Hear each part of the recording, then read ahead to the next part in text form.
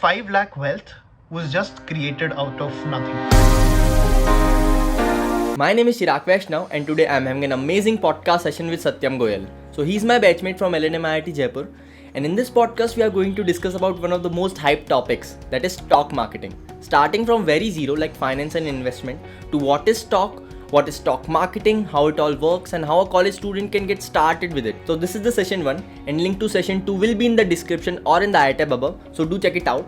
Also, Satyam is having his own Telegram channel where he keeps you up to date with all the stock market news. So do join it and let's get started. Okay, so here we are in the podcast session with Satyam Goyal, and in this podcast we are going to discuss about one of the most hyped topics right now, that is stock marketing. Okay, so everyone is curious that what is stocks, what is stock marketing. It is also known as equity market and share market as well, and how to start investment and a lot more. So in this podcast we will discuss everything about it with Satyam. So how are you, Satyam, and how are you doing? I'm amazing, Chirag. I'm amazing. How are you doing? I'm fine as well. So let's directly jump to the first question. So Satyam, what is your take on finance and investment? Okay, so stock marketing. Before marketing, it is very important to learn about what is finance and investment. So what's your take on it? Alright, so Chirag, I think that finance here is a broad term and it's really important because considering most of the people who will be watching this will be people from non-finance backgrounds or people who are pursuing technical degrees which don't really touch finance. Now, Exactly. that is something which is like a really big drawback for all of us. Considering like all of our end goals match, that is making money, we don't really care how. If today I tell you ki you have an opportunity to forego all studying and become a billionaire tomorrow, you will obviously be taking it, right? Yes. So I think we as a society have really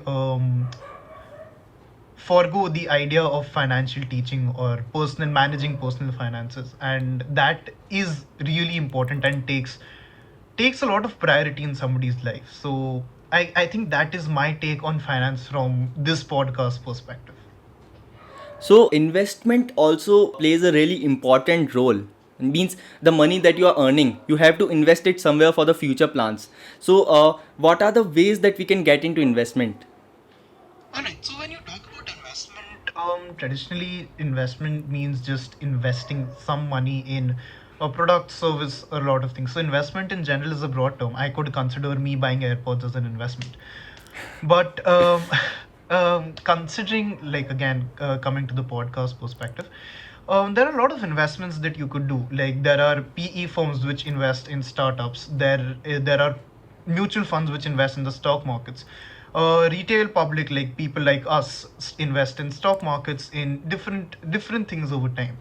So that is what investment is, and I guess today we'll be focusing upon the stock market perspective of it. Exactly. So basically, investment, I guess that there are more ways also. Apart from stock marketing, nowadays cryptocurrency is also in hype, we can say. Absolutely. So again, there are a lot of things you could investment because investment is like a very broad term. Me giving somebody money to complete their education could also be considered an investment. But yes, of course, there is crypto, there are stocks, there are international stocks, there are a lot of different things that you could trade on. Currently, even water has not been left. You can buy water futures in some stock markets. So yeah. Yes, so now coming to the main part of the podcast about stock marketing. So now after the scam 1992 in India, everyone is curious about let's become Harshad Mehta. So everyone wants to buy stock, everyone wants to get profits. Not everyone knows about stock clearly. They all are confused. So I want you to explain it to all the audience about stock, that what are stocks, what is stock marketing in layman terms. Now, that is a broad question to be able to answer in a concise form. I'll try my best. Now, stocks, shares, what you want to call them, are basically a company in requirement for money liquidates a part of its share into the public. This is done via stock markets or exchanges. India recognizes two of them. Internationally, there are a lot of exchanges. Every country has a national, not every country, all major countries have their own nationalized exchanges. There is the US has them, the European markets have them, Japan has them. There are a lot of exchanges and markets because there are a lot of companies. Um, companies again is not restricted to like companies in the private sector like Facebook and Amazon or Indian companies. So you can find a lot of these companies on such standard nationalized exchanges, and you could trade in their stocks. Now a stock is essentially a part of the company. Say today me and you start a company. There would be some share we decide, right? Say we invest $1,000 each, and the company is now worth $2,000. I would say if in case tomorrow we go forward and earn say $10, you would keep five, I'd keep five, right? So there is a ratio in which we have decided um how we distribute profits, how much capital we've put in. So Yes. basically, to make this process easy, there's something known as equity. Now, there are different types of equity. I would not get into that specifically. There are preferential shares. So equity is basically an asset, we can say, or in layman terms, you can explain it in more easy way. So it's basically a share in a company, like the typical the sharing is getting share, that share. So it is Means a your part of the company that you own particularly. yes. So that is what shares are or equity is. Now these equity, say today the company needs certain funds, certain amount of money to operate for whatever reason. So what it can do is it can sell a part of this equity onto the public markets. The company could go public and it could have its shares listed on an exchange. The whole process happens through something called an IPO, an initial public offering, and that is how a company goes public, and then you can trade its shares. Yes, it's really interesting way to get started. Okay, so I just want to slip a case in here that my brother is in IIT Roper. He has started his startup. Okay, and now for the funding, what he has done, he has created shares for his company, and the college itself is buying that shares and giving his company his startup money. And after he has established with his startup, he can get all the shares back by giving the college all the money, and that's how it works. Means share can be useful for this purpose also. Right. So, when I talk to you about equity, now usually it is when somebody needs money, right? Maybe they need money to grow, maybe they need money for working capital, maybe they need money for like a number of XYZ reasons. Now, what happens usually is a company cannot directly, like somebody like your brother at IIT, cannot directly go to NSE and be like, चलो मेरा IPO निकालो मेरे को पैसा चाहिए. You can't really do that. So Yes. there are a number of funding stages, it's called. There are a number of funding stages, and you don't directly go to say the NSE or the BSE. There are private equity firms, there are venture capitals whose entire goal is to invest in startups like probably your brothers, wherein they give you the initial amount of capital required at a certain valuation, and then you in exchange give them, well, usually equity, but it can also be a number of different things. You could suppose you're building an app, you could give them probably your app has space for advertising. You could do something. Copyright and all. Yeah, you could give them maybe the ad space. You could hand over a patent right to them to use someplace else. There you Exactly. could take a line of credit. There are a number of things you could do. So what that guy has done is basically sort of taken a PE funding from his college itself.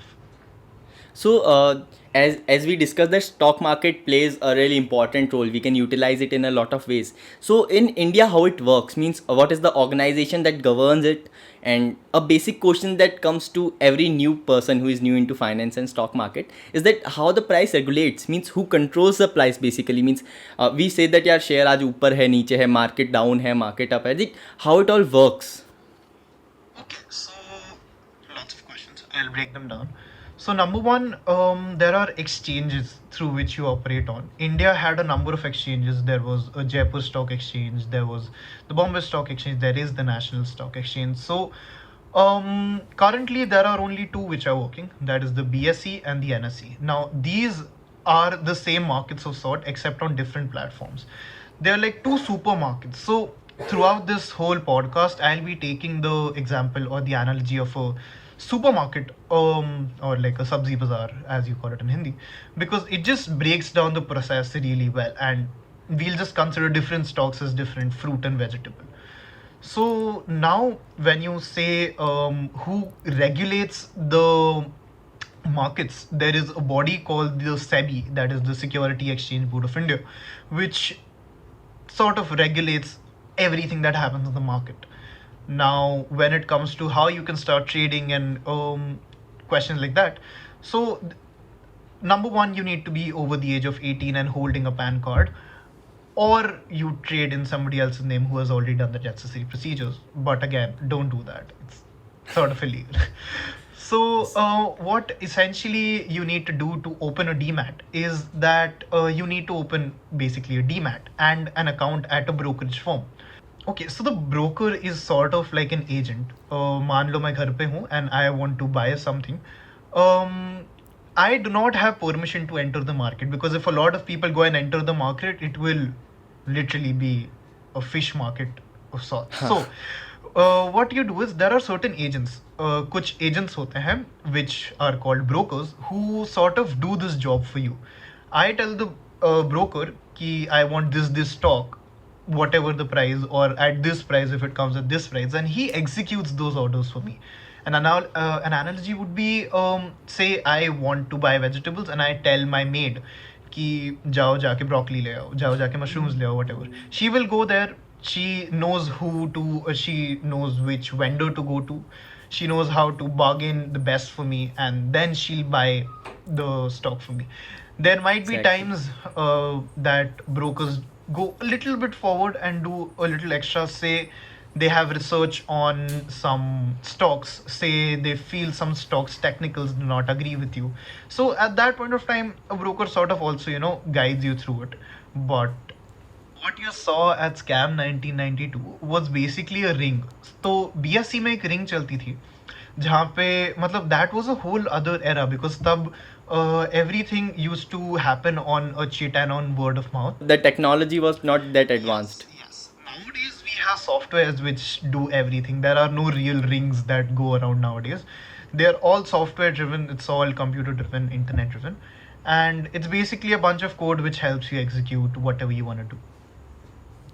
Okay, so you have explained that what is brokerage, how broker works. So, what are the platforms nowadays that we can get started with as a student, as a college student specifically?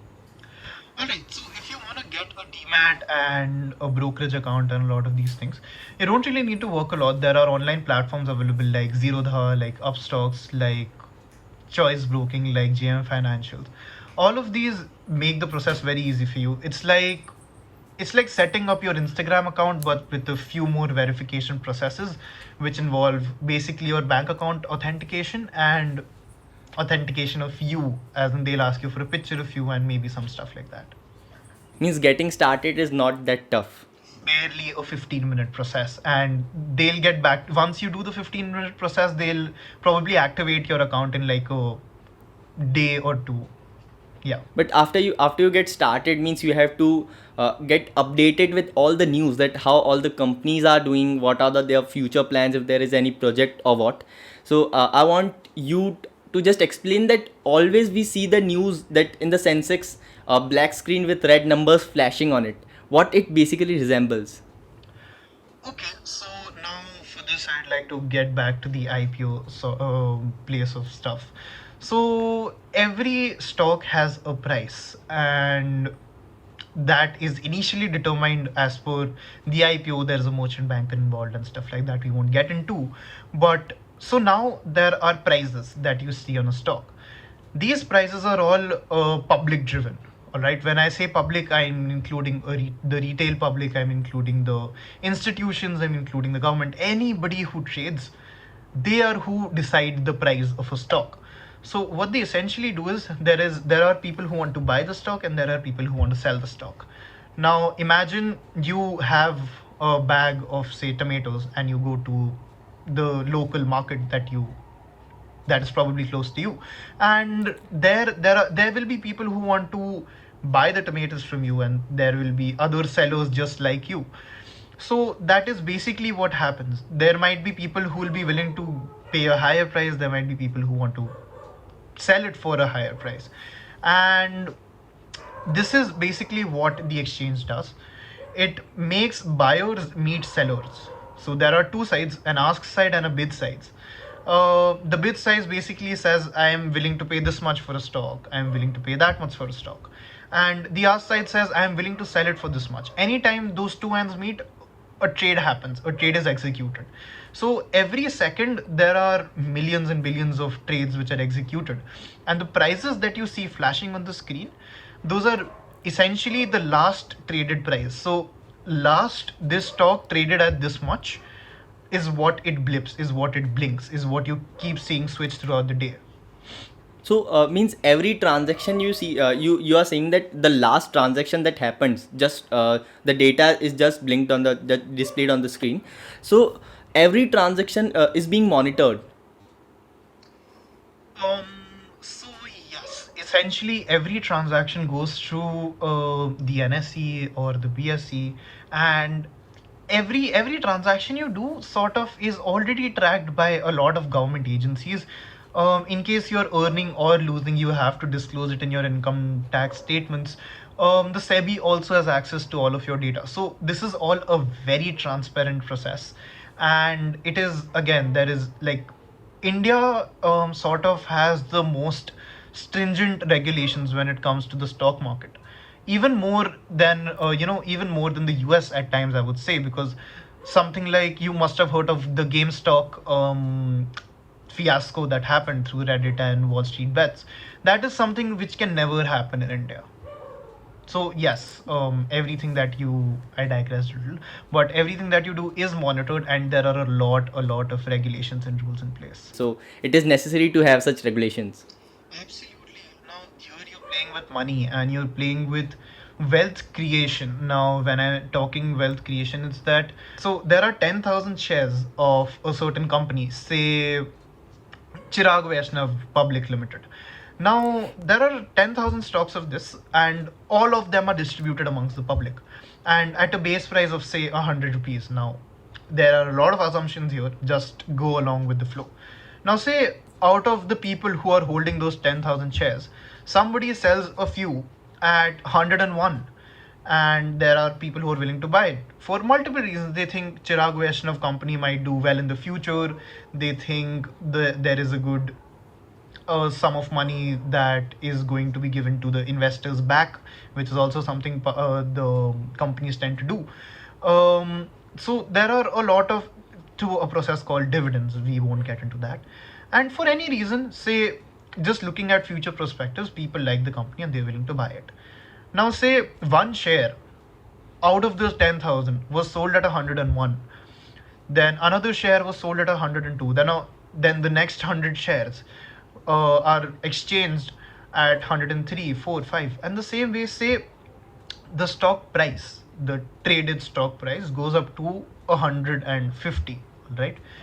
Now, talking about capital in general, wealth, here you can see that wealth has been created. Initially, when there were 10,000 stocks at $100, that equated to 10 lakh bucks, all right? So 10 lakh bucks was the money which had been floating around of sorts. But now, it is not necessary that all the 10,000 were exchanged. By the exchange of probably even one, say one out of the 10,000, nobody was willing to sell it, and the other person just kept increasing his bid, and one share was exchanged at 150 bucks. Now that price 150 is for all of the 10,000 shares. So currently the whole money bag of sorts that was worth 10 lakh bucks is now worth 15 lakhs. Now you see, the 5 lakh wealth was just created out of nothing. It's just, it is, there is an intrinsic value to a share, and this is just public demand. Anything that sells, anything that people are willing to pay higher for, increases in background, in as a cascade effect. All of the shares, the value of the whole company, it's also called the market cap of a company, but again, we're keeping it down to basics. So that is how it sort of works. Exactly, means that's what makes stock market more attractive, means more people are attracted towards it by just knowing the future plans, future progress, or recent reputation of the company. We can trust someone, we can get profit out of it by sharing the by taking all the shares or what. So it was a lovely session one with Satyam Goyal.